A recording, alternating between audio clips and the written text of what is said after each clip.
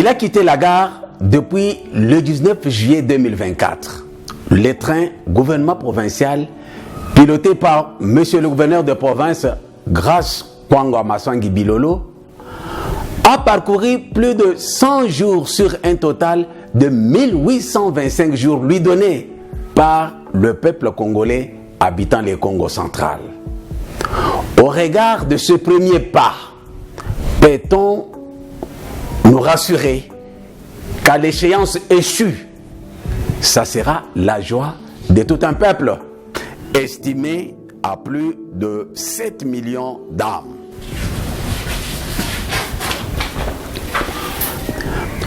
Monsieur Chambouy, bonjour. Bonjour, merci. Investi depuis le 19 juillet 2024, le gouvernement provincial du Congo central compte aujourd'hui plus de 100 jours de travail. Quelle lecture faites-vous de ce travail abattu par le gouvernement? Merci Jenny pour cette opportunité que vous m'offrez de parler exclusivement du gouvernement provincial du Congo central. Tout d'abord, laissez-moi vous dire que cette pratique qui consiste à une sorte d'évaluation de la façon dont un gouvernement a travaillé les 100 premiers jours n'est régie par aucun texte, aucune loi, aucune disposition réglementaire quelconque qui soit officielle. C'est une pratique de fait que certains individus, dans leur conception, leur imagination, ont estimé que 100 jours de travail après, on peut se faire une idée de ce que les jours suivants vont faire ou la manière dont on va travailler dans les jours suivants. Mais personnellement, je ne souscris pas à cette façon de voir les choses, quand bien même les schémas mentaux de plusieurs personnes s'y accordent. Commençons par la genèse. Ce gouvernement est là parce qu'il y a eu une personne qui a été élue par le peuple. C'est Grace Bilolo. Il n'a pas été élu parce qu'il est géant, ou parce qu'il est beau, ou parce qu'il est jeune, ou parce qu'il a beaucoup d'argent hérité de son père biologique, que son âme repose en paix, ou par compassion. Mais ce gouvernement est là parce qu'il y a eu un homme élu sur base d'un programme qui a été bien structuré, bien présenté devant le peuple, représenté par les députés provinciaux. Oui, c'est ça que nous disons, nous faire l'évaluation à mi-parcours de ce programme. 100 jours après, 100 jours après, faire une évaluation. Tenez, en notre qualité de gardien de la cité, nous avons eu l'avantage de bien connaître le fond, de fond en comble ce programme. Programme du gouvernement provincial composé de 5 piliers principaux, conçus selon les concepteurs pour apporter les solutions de plusieurs genres. Des solutions sur le plan politique, économique, social, administratif, sécuritaire, écologique et des infrastructures. Programme intitulé Programme de relance du développement durable de la province du Congo central, englobant tous les 1825 jours de mandat lui donnés par le peuple, comme vous l'avez si bien signalé au début, qu'il a 1825 jours, ce qui fait 5 ans. À mon avis, dès l'entame de l'exécution de ce programme, disons pilier par pilier, ce gouvernement jusque-là semble être pragmatique. Premier pilier, valorisation du capital humain, développement social et culturel. L'objectif ici étant d'intervenir pour améliorer la qualité de vie des populations avec un œil regardant sur les structures éducatives, les structures sanitaires et initiatives pour promouvoir et préserver notre riche culture Congo. Notons l'amélioration des soins de santé. Le processus est engagé à promouvoir la couverture sanitaire universelle. Aujourd'hui, à Matadi, il y a la gratuité de l'accouchement. Signalons la dotation des matériels sanitaires et quelques produits pharmaceutiques dans les territoires de Songololo. Le gouverneur de province a ordonné la construction de nouveaux centres de santé et d'une école moderne à Lovo. C'est dans les territoires de Songololo. École, parlons-en. Hein? Le gouvernement provincial a pesé de tout son poids pour la reprise des enseignements dans les établissements scolaires, primaires et secondaires. Avec ce qu'on a connu ici, la grève des enseignants, le gouvernement provincial a pesé de son poids pour que les enseignants puissent reprendre les cours. Pour la paix sociale, il y a eu implication significative du gouvernement provincial pour le rétablissement du trafic routier de véhicules poids lourds entre Kinshasa et Matadi, sans oublier aussi l'anticipation, je dis bien l'anticipation, pour empêcher la grève de médecins. Une importante réunion avec les syndicats de médecins a concouru à l'apaisement de la situation. S'agissant de l'électricité, en mode d'urgence, le gouvernement s'est impliqué pour l'électrification d'Engeba, Lomfo et Maïdi dans les territoires de Madimba. En ce qui concerne la protection sociale et humanitaire, nous avons dernièrement noté que le gouvernement provincial est allé au chevet de nos compatriotes victimes des actes des inciviques Mobondo. Il y a eu les gens qui ont fui Kimvula pour venir se réfugier à Madimba. Et le gouvernement a agi. Quant à la promotion de la culture, vous savez que nous avons aujourd'hui tout un ministère qui s'occupe de la tradition Congo. Le gouvernement provincial va même construire une maison dans la ville sainte, au siège du kimbanguisme, en Kamba, Nouvelle-Jérusalem.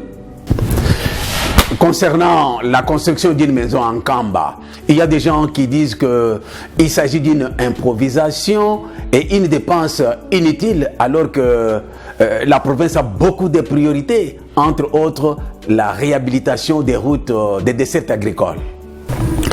C'est ça qui crée la nette différence entre Grace Bilolo et ses prédécesseurs. 35e gouverneur du Congo central, le plus jeune de tous, mais le seul qui crée tout un ministère de la tradition Congo. Le seul qui décide de la construction d'une maison de la province, bien sûr, dans la ville sainte, Ngamba Nouvelle-Jérusalem. Le seul qui, avant de commencer son travail, est allé solliciter les bénédictions et les orientations auprès de notre Dieu, Papa Simon Kimbangu Kiangani. Il est vrai qu'il y a des gens qui ne comprennent pas la symbolique.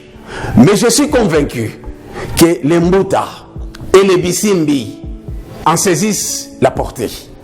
L'avenir nous dira la suite, mais seulement l'histoire de la Bible nous enseigne que le plus jeune des enfants de Jessé, David, était plus fort face à Goliath, le Philistin, redonnant ainsi la dignité et la fierté à tout un peuple, le peuple d'Israël, et aux soldats israélites. Et les autres piliers? Deuxième pilier, renforcement de la bonne gouvernance, restauration de l'autorité de l'État et la consolidation de la paix et de la cohésion sociale. Les gestes forts et encourageants sont signalés en termes de bonne gouvernance. En tout cas, il y a des gestes qui nous montrent qu'il y a la bonne gouvernance. Entre autres, la séparation effective entre le ministère des budgets et le ministère des finances. Aucun blocage quelconque en ce qui concerne la rétrocession. Toutes les entités territoriales décentralisées reçoivent sans entrave leur part de rétrocession. Le renforcement de la gouvernance sécuritaire et judiciaire, c'est tout un processus.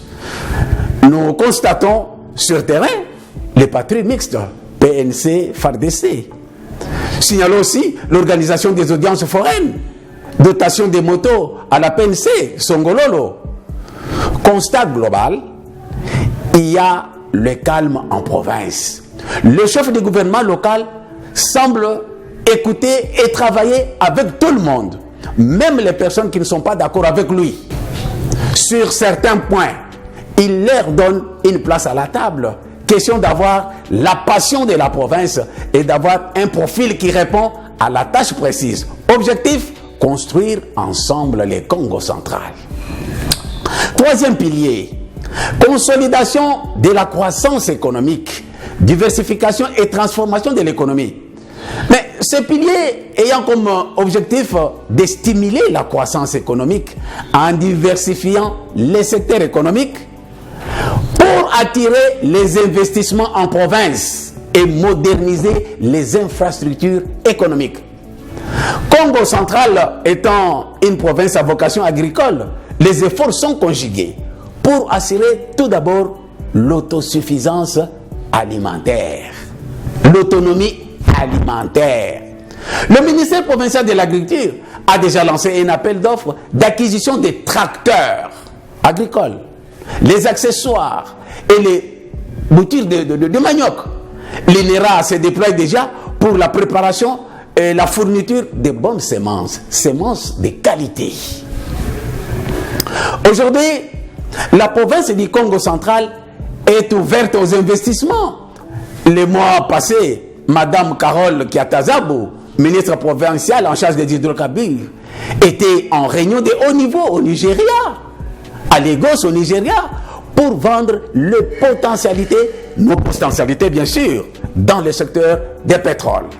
Quatrième pilier, aménagement du territoire, reconstruction et modernisation des infrastructures. Dans les 100 jours, la province a bougé. Ça, c'est notre constat. À Matadi, la réhabilitation de la route Kinshasa au niveau de l'entrée Kanrediaf et aussi à l'entrée La Payotte.